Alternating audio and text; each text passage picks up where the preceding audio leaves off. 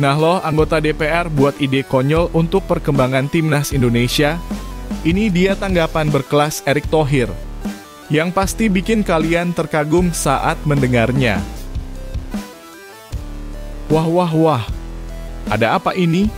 Padahal timnas Indonesia bawa full pemain kelas Eropa. Bahrain tiba-tiba remehkan timnas Indonesia dengan lakukan hal ini.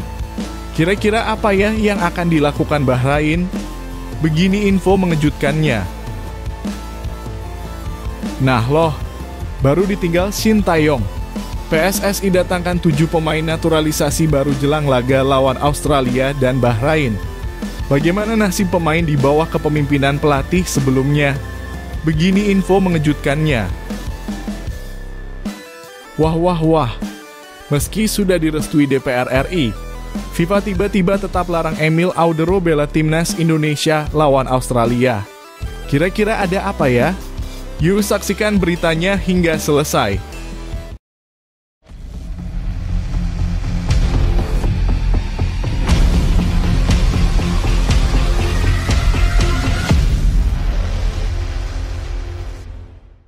Mohon subscribe channel Timnasku Indonesia agar tidak ketinggalan informasi Timnas Indonesia. 7 naturalisasi terbaru timnas Indonesia jelang lawan Australia dan Bahrain. Timnas Indonesia kembali menjadi sorotan setelah resmi menambah 7 pemain naturalisasi baru menjelang ronde 3 kualifikasi Piala Dunia 2026. Kedatangan para pemain ini tentu memberikan angin segar bagi skuad Garuda yang kini berada di peringkat ketiga grup C dengan koleksi 6 poin dari 6 laga. Namun di sisi lain, perubahan ini juga berpotensi menggusur beberapa pemain yang sebelumnya menjadi andalan di era kepelatihan Shin Tae-yong. Seperti yang diketahui setelah pemecatan Shin Tae-yong, timnas Indonesia kini berada di bawah asuhan pelatih baru, Patrick Kluivert.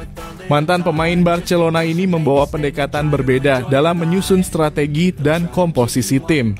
Dengan hadirnya 7 pemain naturalisasi baru, persaingan untuk masuk skuad utama semakin ketat. Beberapa nama yang sebelumnya selalu mendapat tempat di starting 11 kini harus bersiap menghadapi persaingan sengit. Salah satu nama yang paling dinantikan adalah Ole Romanyi. Pemain sayap kanan ini telah resmi menjadi WNI pada 8 Februari 2025 dan siap mempertajam lini serang timnas Indonesia. Dengan catatan 6 caps dan 1 gol bersama Oxford United, Romanyi berpotensi menggusur beberapa pemain yang sebelumnya diandalkan di posisi sayap kanan. Selain itu, Jens Raven, striker muda yang bersinar di Piala AFF U19 2024, juga memiliki peluang besar untuk menembus tim utama. Dengan 8 gol dari 17 penampilan untuk Garuda Muda, kehadiran Raven bisa menjadi ancaman bagi striker yang lebih senior. Apalagi Patrick Kluivert dikenal memiliki keberanian dalam memberikan kesempatan bagi pemain muda berbakat. Di lini pertahanan, timnas Indonesia kedatangan 2 bek baru, yaitu Dion Marks dan Tim Geupens. Keduanya sebelumnya diproyeksikan untuk timnas U19. Tetapi karena proses naturalisasi mereka tak terkejar untuk Piala Asia U19 2025, kini mereka memiliki peluang untuk bersaing di level senior. Marks yang memiliki postur 188 cm dan pengalaman di Eerste Divisie Belanda bisa menjadi pesaing serius bagi pemain bertahan yang telah lebih dulu membela timnas. Di posisi penjaga gawang, Emil Audero yang memiliki pengalaman bermain di Serie A Italia bersama Inter Milan dan kini dipinjamkan ke Palermo berpeluang besar menjadi kiper utama timnas Indonesia. Kehadirannya bisa menjadi pesaing berat bagi Maarten Paes, yang selama ini menjadi pilihan utama di bawah mistar gawang. Tidak hanya itu, sektor gelandang bertahan juga mengalami persaingan ketat dengan hadirnya Joy Pelupes. Pemain berusia 31 tahun ini membawa pengalaman bermain di Liga 2 Belgia bersama Lommel SK dan pernah memperkuat timnas Belanda U19 hingga U19.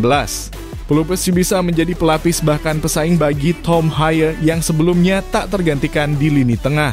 Sementara itu, Dan James yang bermain untuk Go Ahead Eagles di Eredivisie Belanda juga berpotensi menggeser pemain bertahan yang selama ini diandalkan timnas. Dengan kemampuannya bermain sebagai bek kiri, posisinya bisa menjadi ancaman bagi Calvin Verdon maupun Saine Patinama. Dengan masuknya 7 pemain baru ini, Patrick Kluivert kini memiliki lebih banyak opsi untuk meracik strategi terbaik. Namun di sisi lain, para pemain lama tentu tidak ingin kehilangan tempatnya begitu saja. Persaingan antar pemain akan semakin sengit dan hanya mereka yang mampu menunjukkan performa terbaik yang akan mendapatkan tempat di starting 11. Bagaimana menurut kalian? Apakah para pemain baru ini layak menggeser pemain lama yang sudah lebih dulu berjuang bersama timnas? Atau justru mereka harus lebih dulu membuktikan diri sebelum mendapatkan tempat utama? Tulis pendapat kalian di kolom komentar.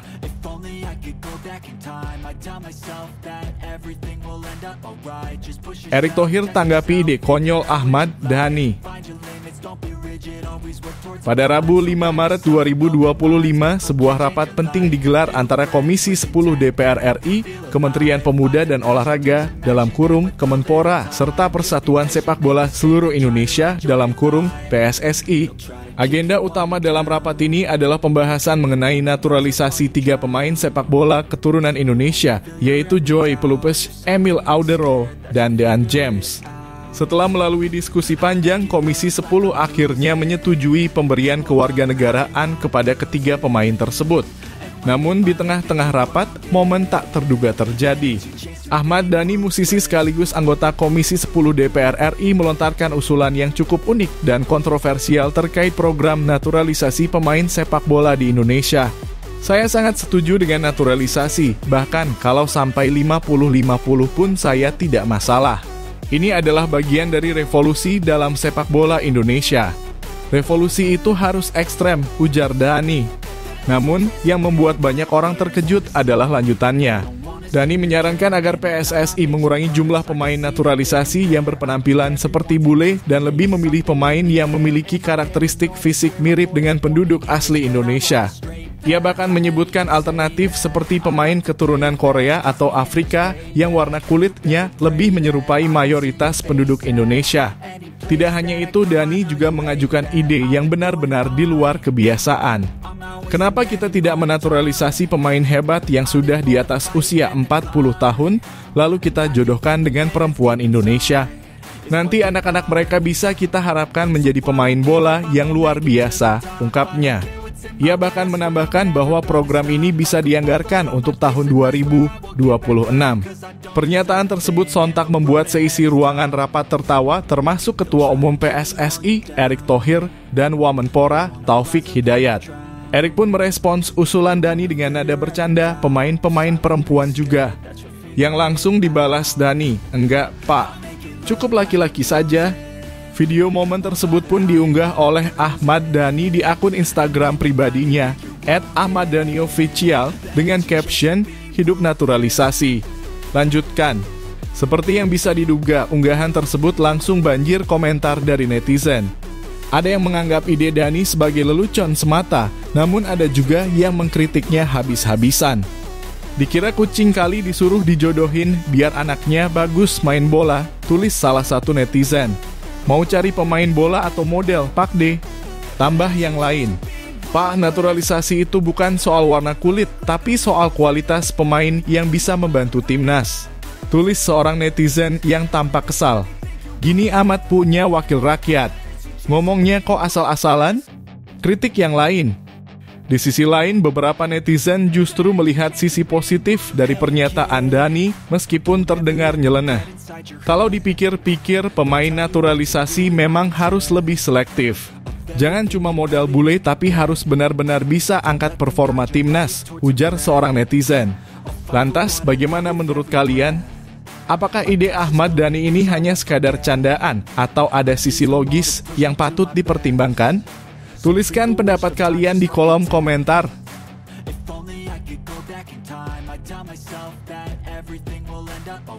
Bahrain remehkan timnas Indonesia di kualifikasi Piala Dunia 2026. Kabar mengejutkan datang dari kubu timnas Bahrain, salah satu rival utama timnas Indonesia di kualifikasi Piala Dunia 2026. Bahrain baru saja mengumumkan daftar skuad mereka untuk menghadapi Jepang dan Indonesia dalam laga lanjutan grup C. Namun yang mencuri perhatian bukan hanya deretan pemain bintang mereka, melainkan kehadiran pemain berusia 16 tahun dan seorang striker Gaik berusia 38 tahun. Apakah ini tanda bahwa Bahrain meremehkan timnas Indonesia? Ataukah ini justru strategi berani yang bisa mengejutkan semua orang? Nama Said Al-Wadai menjadi sorotan dalam daftar 26 pemain yang dipanggil oleh pelatih Dragan Talajic. Bocah ajaib berusia 16 tahun yang saat ini bermain di Akademi Muda Villarreal itu mendapat kesempatan emas untuk membela Bahrain di laga krusial ini. Secara logika, pemain seusia ini seharusnya belum memiliki pengalaman yang cukup untuk tampil di ajang besar seperti kualifikasi Piala Dunia. Bahkan di timnas Indonesia sendiri, pemain dengan usia semuda itu belum mendapatkan tempat di level senior. Lalu apakah ini berarti Bahrain tidak menganggap Indonesia sebagai ancaman serius? Atau justru mereka ingin membuat kejutan dengan darah muda? Di sisi lain, Bahrain juga membawa pemain paling senior mereka, Ismail Abdul Latif, yang sudah berusia 38 tahun. Pemain ini memang dikenal sebagai penyerang berpengalaman, tetapi dalam pertandingan level tinggi seperti ini, faktor kecepatan dan stamina menjadi tantangan besar. Bandingkan dengan timnas Indonesia yang saat ini mengandalkan pemain-pemain dengan usia emas seperti Rafael Struijk, Marcelino Ferdinand, dan Justin Hubner. Apakah dengan memanggil pemain yang usianya jauh di atas rata-rata ini, Bahrain sedang mengalami krisis regenerasi? Atau justru pengalaman Ismail Abdul Latif akan menjadi senjata rahasia mereka? Jika melihat daftar pemain yang dibawa Bahrain, usia rata-rata skuad mereka adalah 29,8 tahun yang bisa dibilang cukup matang. Namun kombinasi pemain sangat muda dan pemain sangat tua tentu menjadi bahan diskusi panas. Di pertemuan pertama, Bahrain berhasil menahan Indonesia 2-2 lewat gol kontroversial di menit terakhir. Kini mereka datang ke Indonesia dengan skuad yang terkesan aneh. Apakah ini tanda mereka meremehkan kekuatan Indonesia? Ataukah ini bagian dari strategi unik untuk mengecoh lawan? Bagaimana menurut kalian? Apakah Bahrain benar-benar meremehkan timnas Indonesia atau justru mereka punya strategi tersembunyi? Tulis pendapat kalian di kolom komentar.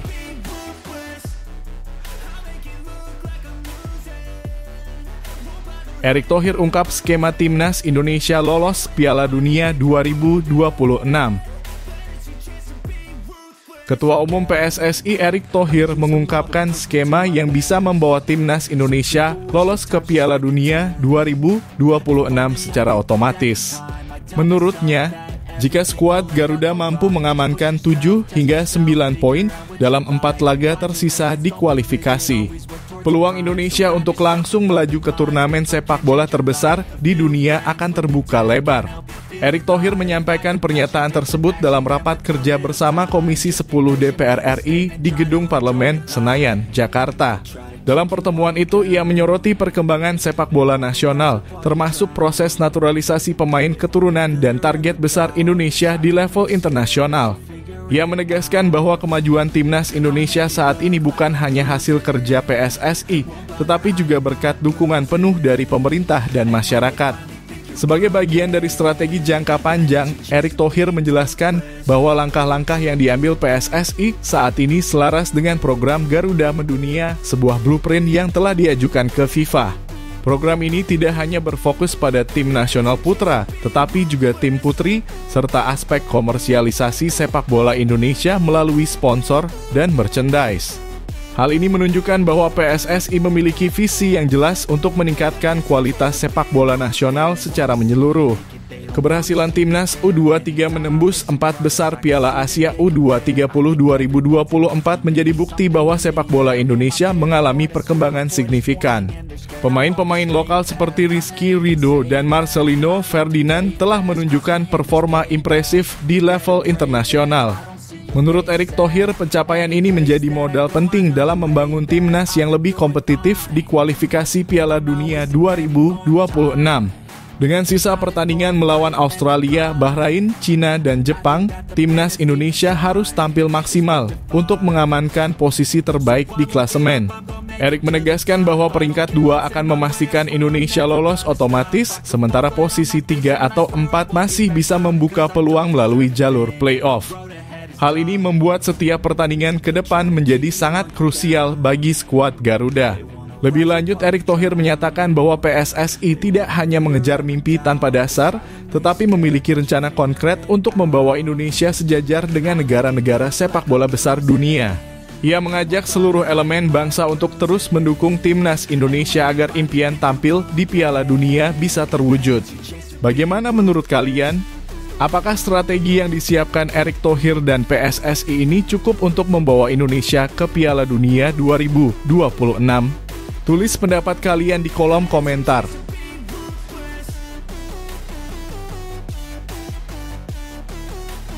Erick Thohir rubah target lolos Piala Dunia 2026. Erick Thohir sebagai Ketua PSSI kembali menggemparkan publik sepak bola Indonesia dengan perubahan target besar bagi timnas Indonesia. Awalnya harapan besar digantungkan pada timnas Indonesia untuk dapat lolos ke Piala Dunia 2026, tetapi secara tiba-tiba target tersebut diubah menjadi tahun 2038. Pergeseran target ini tentu saja menimbulkan banyak pertanyaan di kalangan pecinta sepak bola nasional. Dalam rapat kerja bersama Komisi 10 DPR RI dan Kementerian Pemuda dan Olahraga Kemenpora di gedung DPR RI pada 5 Maret 2025, Erick Thohir memaparkan roadmap PSSI dalam program Garuda Mendunia 2045. Program ini sebenarnya telah disusun sejak 2023 dan bahkan telah diajukan kepada FIFA. Erick menyebut bahwa transformasi sepak bola Indonesia harus dilakukan secara bertahap agar mencapai kejayaan di tahun 2045.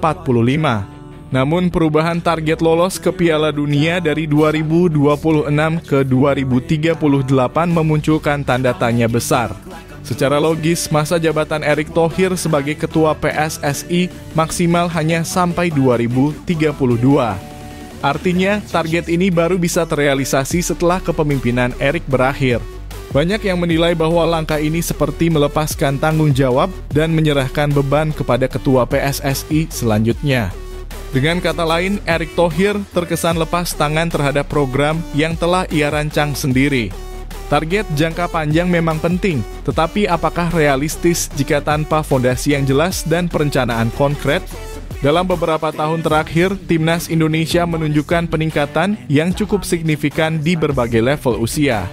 Misalnya, keberhasilan timnas U23 meraih medali emas SEA Games 2023 setelah penantian panjang selama 34 tahun, serta pencapaian timnas putri yang menjuarai Piala AFF 2024. Namun peningkatan ini tidak serta-merta menjamin timnas Indonesia bisa lolos ke Piala Dunia 2038 tanpa strategi yang lebih matang dan realistis.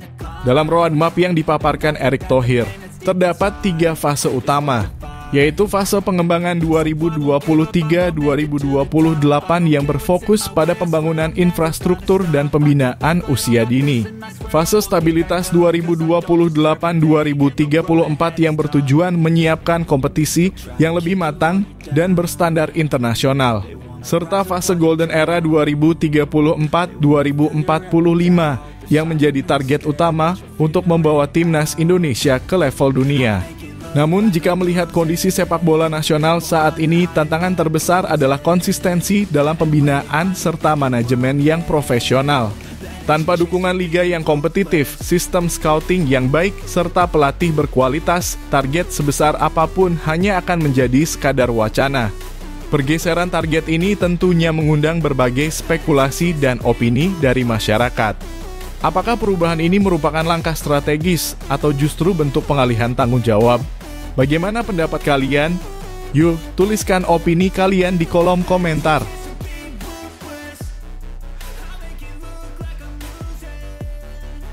5 negara jagokan timnas Indonesia lolos Piala Dunia 2026. Timnas Indonesia semakin menunjukkan perkembangan yang luar biasa dalam beberapa tahun terakhir. Dengan usaha keras dari PSSI yang mendatangkan pelatih top asal Belanda serta mengorbitkan pemain keturunan, skuad Garuda kini menjadi salah satu tim yang diprediksi bisa lolos ke Piala Dunia 2026. Hingga matchday ke-6 grup C kualifikasi Piala Dunia 2026 zona Asia, timnas Indonesia menempati posisi ketiga dengan 6 poin. Hanya terpaut satu angka dari Australia di peringkat kedua, peluang Indonesia untuk melangkah ke babak selanjutnya masih terbuka lebar. Tidak hanya pendukung di dalam negeri yang optimistis, tetapi beberapa negara juga turut memberikan dukungan dan keyakinan bahwa Indonesia bisa membuat sejarah dengan lolos ke Piala Dunia untuk pertama kalinya. Malaysia menjadi salah satu negara yang mengakui perkembangan pesat timnas Indonesia. Pengamat sepak bola Malaysia Faiz Gurun mengungkapkan bahwa Indonesia memiliki kesempatan besar mengingat format baru Piala Dunia yang kini menambah jumlah peserta dari 32 menjadi 48 tim. Menurutnya dengan sistem yang lebih terbuka ini, Indonesia punya peluang lebih besar untuk bersaing di kancah internasional. Dukungan juga datang dari Vietnam. Media The Tao 247 menilai ada 3 faktor utama yang dapat membantu timnas Indonesia melangkah lebih jauh, yaitu federasi yang mendukung, kualitas skuad yang semakin meningkat, serta antusiasme luar biasa dari masyarakat. Ketiga faktor ini dianggap sebagai kunci utama yang dapat membawa Indonesia ke level yang lebih tinggi dan meraih pencapaian yang belum pernah diraih oleh negara Asia Tenggara sebelumnya, yakni tampil di Piala Dunia. Tidak hanya negara Asia, perhatian terhadap timnas Indonesia juga datang dari Amerika Serikat. Pengamat sepak bola asal negeri paman Sam Soltero dan Edward Reynoso dalam channel YouTube Give and Go melihat bahwa Indonesia memiliki peluang besar untuk setidaknya mencapai babak keempat kualifikasi. Dengan persaingan yang semakin ketat, peluang Indonesia untuk lolos masih terbuka lebar, terutama jika mereka mampu menunjukkan performa yang konsisten di babak ketiga. Sementara itu, media asal Irak @Irakis_Insinyur juga menjagokan Indonesia sebagai salah satu tim yang bisa mengejutkan Asia. Mereka menilai dukungan penuh dari federasi, media, serta para supporter sebagai faktor utama yang bisa membantu Indonesia mencatat sejarah baru. Hal ini menunjukkan bahwa optimisme terhadap timnas Indonesia tidak hanya datang dari Asia Tenggara, tetapi juga dari kawasan Timur Tengah yang dikenal memiliki liga sepak bola yang lebih kompetitif. Thailand pun tak ketinggalan memberikan dukungan. Ketua Federasi Sepak Bola Thailand, Madam Pang, berharap Indonesia bisa menjadi wakil Asia Tenggara yang sukses melaju ke putaran final Piala Dunia 2026. Thailand sendiri belum pernah bertanding melawan Indonesia sejak skuad Garuda diperkuat oleh banyak pemain diaspora. Hal ini semakin menambah rasa penasaran apakah timnas Indonesia benar-benar bisa membuktikan kualitasnya di level yang lebih tinggi. Bagaimana menurut kalian? Apakah timnas Indonesia mampu mewujudkan impian untuk tampil di Piala Dunia 2026? Yuk, tulis pendapat kalian di kolom komentar dan dukung terus perjuangan Garuda.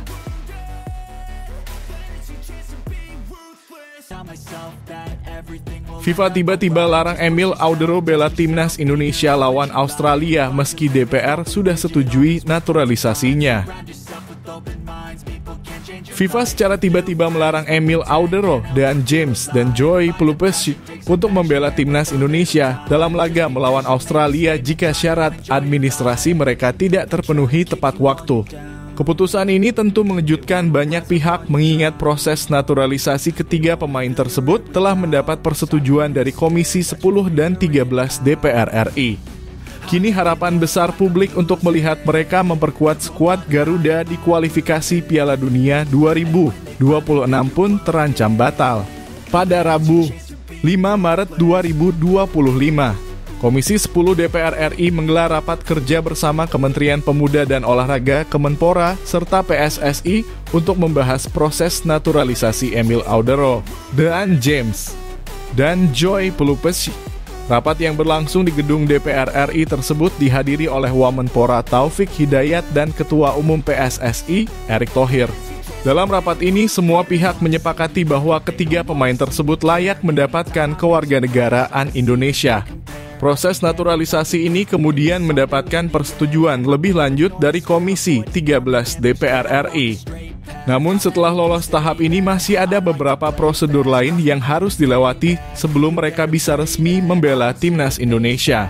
Setelah rapat paripurna DPR RI dan keputusan Presiden, mereka harus mengucapkan sumpah WNI sebelum resmi menjadi bagian dari skuad Garuda. Sayangnya, kendala utama bukan hanya administrasi dalam negeri, tetapi juga proses perpindahan federasi yang harus mendapat persetujuan dari FIFA.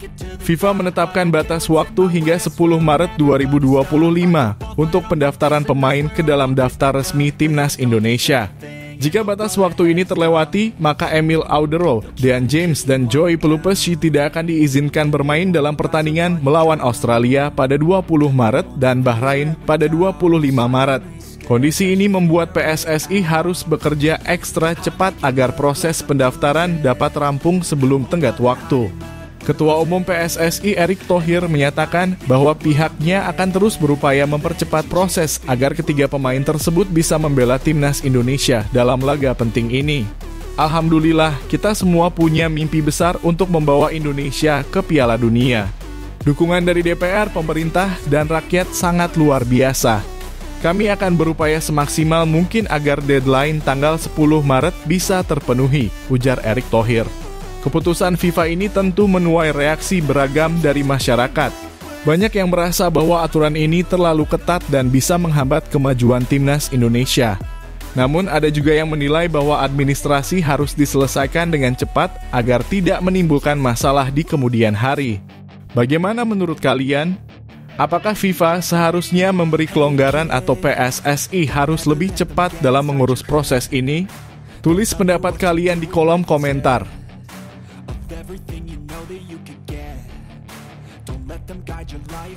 Mimpi Timnas Indonesia lolos Piala Dunia bukan hiperbola. Ketua Umum PSSI Erick Thohir menegaskan bahwa target Timnas Indonesia lolos ke Piala Dunia bukan sekadar impian kosong. Dalam rapat kerja bersama Komisi 10 DPR RI di Senayan, Rabu 5 Maret 2025, Erick menyebut bahwa rencana besar PSSI hingga 2045 disusun secara realistis dan bertahap. Menurutnya, PSSI tidak sedang bermimpi secara hiperbola, tetapi menatap sesuatu yang nyata dan ada di depan mata. Dengan strategi yang jelas dan dukungan penuh dari berbagai pihak, target ini bukanlah sesuatu yang mustahil. Dalam pemaparannya, Erick menjelaskan bahwa PSSI memiliki 3 fase strategis yang akan dijalankan hingga tahun 2045, yaitu fase pengembangan jangka pendek, fase stabilitas jangka menengah, dan fase golden era jangka panjang. Salah satu target jangka panjang yang menjadi fokus PSSI adalah membawa Timnas Indonesia senior ke peringkat ke-45 dunia pada tahun 2045. Untuk mencapainya, PSSI telah mencanangkan sejumlah target di berbagai kategori usia, seperti Timnas U17 yang ditargetkan lolos ke Piala Dunia U170 2031. Timnas U19 yang dipersiapkan untuk Piala Dunia U19 2033, serta Timnas Senior yang diharapkan dapat tampil di Olimpiade 2036 dan Piala Dunia 2038. Di sektor sepak bola wanita, Timnas U17 Putri ditargetkan tampil di Piala Dunia U170 2030. Timnas U19 Putri di Piala Dunia U19 2032. Dan Timnas Senior Putri di Piala Dunia 2035 serta Olimpiade 2031.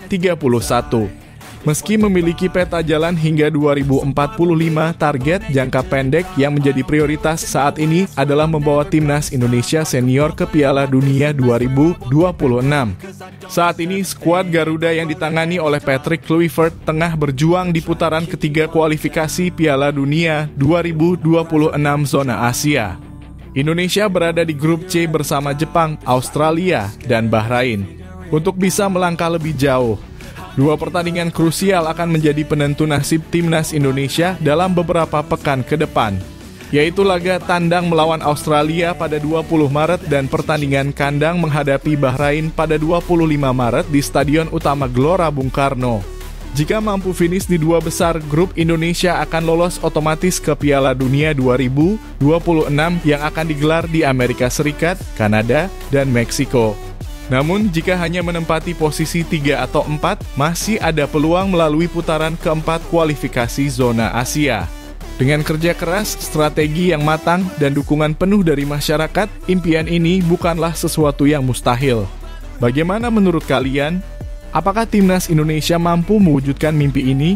Tuliskan pendapat kalian di kolom komentar.